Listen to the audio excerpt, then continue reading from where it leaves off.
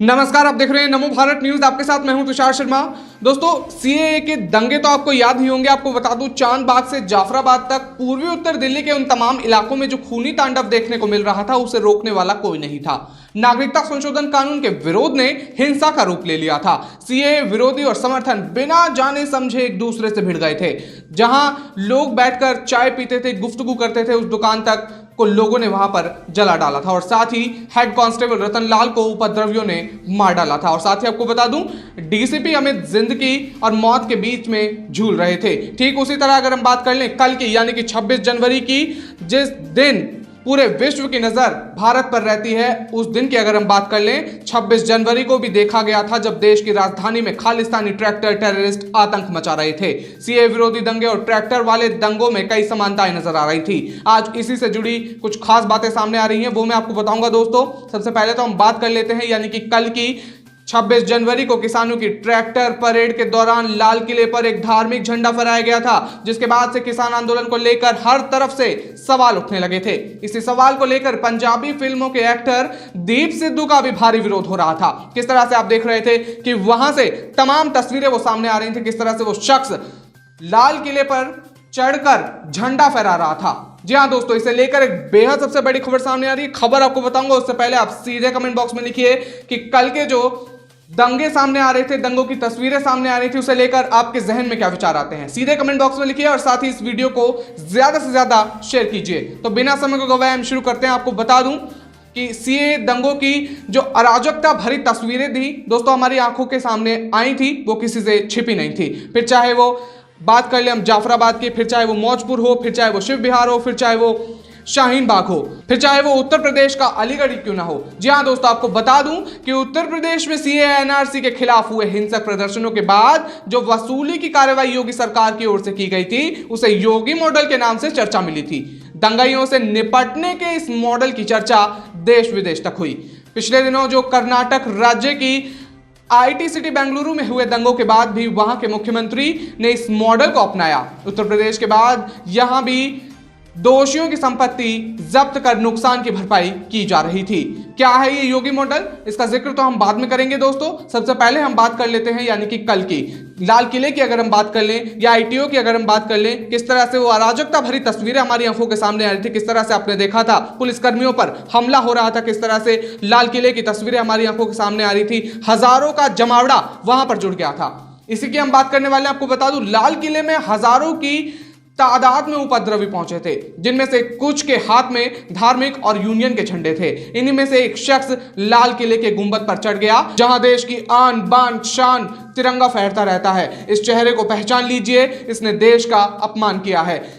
इसको देश के अपमान की सजा मिलनी चाहिए। आपको बता दूं, नीले रंग का झंडा लेकर एक शख्स लाल किले की प्राचीर पर चढ़ गया था। लाल किले की प्राचीर पर चढ़कर दंगाई मुस्कुरा रहा था। इस शख्स की पहचान होना बहुत ज्यादा जरूरी है, क्योंकि इसने भी किसान आंदोलन की आड़ में लाल किले में चढ़ाई की और देश का अपमान किया। लाल किले में पुलिसकर्मियों पर दंगाइयों ने बड़ा हमला किया। जी हां दोस्तों, किस तरह से आप देख रहे थे, वो तमाम तस्वीरें हमारी आंखों के सामने आ रही थी, चाहे फिर वो नागलो की हो, फिर चाहे वो आईटीओ की हो, फिर चाहे वो लाल किले की हो। किस तरह से आप देख रहे थे पुलिसकर्मियों पर हमला किया जा रहा था और पुलिसकर्मियों ने उन दंगाइयों पर आंसू गैस के गोले भी छोड़े थे ताकि सिचुएशन अंडर कंट्रोल हो सके। आपको बता दूं, एक दंगाई तो तलवार ही लेकर पुलिस पर टूट पड़ा था। इस शख्स और इसके साथियों ने उन पुलिसकर्मियों को घायल किया जो लाल किले पर अपना फर्ज निभा रहे थे। इस शख्स को भी पहचान लीजिए। जी हां दोस्तों, हाथों में तलवार लेकर बैरिकेड पर चढ़ा ये शख्स कहने को तो किसान आंदोलन का हिस्सा है, लेकिन इसकी हरकतें बता रही हैं कि इसका असली एजेंडा क्या है। ट्रैक्टर रैली को दिल्ली पुलिस की ओर से जिन शर्तों के साथ इजाजत मिली थी, उनमें इसे एक शर्त भी हथियार नहीं लाए जाएंगे। लेकिन इसके बावजूद अगर ये तलवार लेकर पहुंचा तो इसके इरादे पहले से साफ थे। जी हां दोस्तों, किस तरह से आप देख रहे थे कि वहां से वो तमाम तस्वीरें आ रही थी। दिल्ली के दंगाइयों को ना तो पुलिस का डर था और ना ही मीडिया के कैमरों का। जी हां दोस्तों, किस तरह से वो अराजकता फैलाए जा रहे थे, किस तरह से आप देख रहे थे। ना ही उन्हें पुलिस का डर, ना ही उन्हें मीडिया का डर। किस तरह से रैपिड एक्शन फोर्स भी वहां पर आ गई थी, उनको उनका भी डर नहीं था। वो सीधा अराजकता फैलाने में लगे हुए थे। इन्हें अपनी पहचान दुनिया के सामने आने का डर भी नहीं था। दिल्ली में उपद्रव के दौरान पुलिस पुलिस और मीडिया कर्मी को लाठी दिखाई गई। उससे प्रदर्शनकारियों के इरादे साफ हो गए थे। इन दंगोइयों की पहचान करके सजा दिलवानी भी बेहद ज्यादा जरूरी है।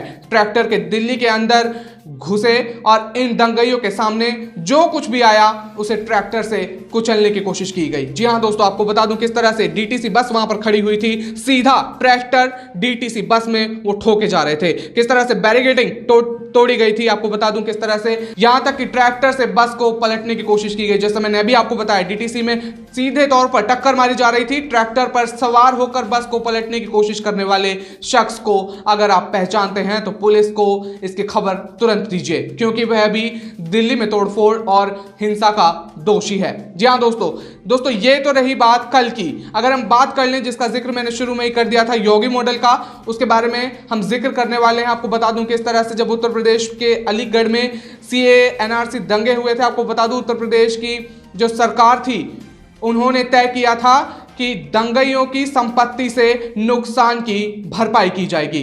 तो इसी मॉडल को योगी मॉडल बोलते हैं। आपको बता दूं इसकी चर्चा देश विदेश तक हुई थी। सीधे आपको बता दूं कि कर्नाटक से ये खबर सामने आई है। आपको बता दूं सरकार ने बेंगलुरु दंगों से सुनियोजित साजिश बताते हुए 1 घंटे से ज्यादा वक्त तक पेट्रोल बम फेंके जाने का दावा किया है। शहर के पुलाकेशी नगर इलाके को जला दिया गया था। आपको बता दूं पुलिस स्टेशन में आग लगा दी गई थी। हिंसा के बाद दंगों के आरोप में 146 लोगों को गिरफ्तार किया गया था। दंगइयों से पाई का हिसाब लेने के लिए कर्नाटक के गृह मंत्री ने कहा था कि दंगों के दोषियों की संपत्ति जब्त करके नुकसान की भरपाई की जाएगी। कर्नाटक सरकार के इस फैसले से जड़ में उत्तर प्रदेश सरकार का योगी मॉडल है, जिसकी खूब चर्चा हुई थी। जैसा मैंने शुरू में ही आपको बता दिया, यूपी में दंगइयों से वसूली की मुनादी वाले पोस्टर चौराहों पर लगाए गए थे। आपको बता दूं इसके बाद अमेरिका में हुए दंगे में वाशिंगटन में भी दंगइयों के पोस्टर लगे थे।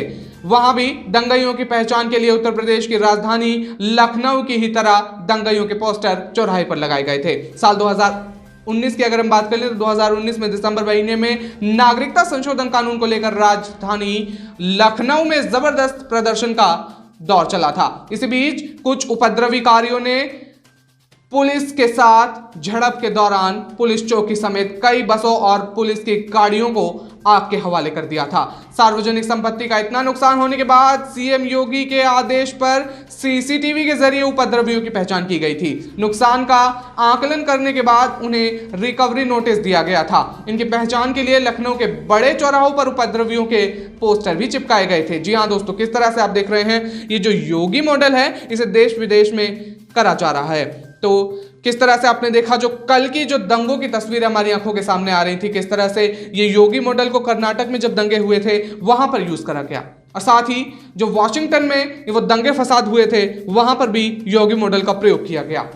और किस तरह से आपने देखा, अगर हम बात कर लें कल की जो अराजकता भरी तस्वीरें हमारी आंखों से छिपी नहीं है, किस तरह से आप देख रहे थे कि लाल किले पर वो झंडा लहराया गया और किस तरह से आप देख रहे थे तमाम बयानबाजी सामने आ रही थी, और पुलिसकर्मियों पर किस तरह से हमला हो रहा था, किस तरह से आप देख रहे थे पत्थरबाजी वहां से सामने आ रही थी। तमाम मीडिया कर्मी को डर नहीं था, वहां पर जो लोग थे उन्हें यह भी डर नहीं था कि वो कैमरे में कैद हो रहे हैं, बिल्कुल भी डर नजर नहीं आ रहा था। और साथ ही आपने देखा था कि एक शख्स तो वहां हथियार लेकर खड़ा था, क्योंकि हथियार पुलिस ने इजाजत भी नहीं दी थी। किस तरह से ये तमाम बातें सामने आ रही थी दोस्तों, ये थी अब तक की सबसे बड़ी खबर। आपसे मेरी गुजारिश है कि इस वीडियो को जल्दी से शेयर कीजिए ताकि ये सूचना ज्यादा से ज्यादा लोगों तक पहुंचे। तब तक के लिए हमारे साथ बने रहिए नमो भारत न्यूज में। धन्यवाद। वीडियो को लाइक, सब्सक्राइब और शेयर करना ना भूलें। अपने विचारों को कमेंट बॉक्स में लिखकर हम तक जरूर पहुंचाइए।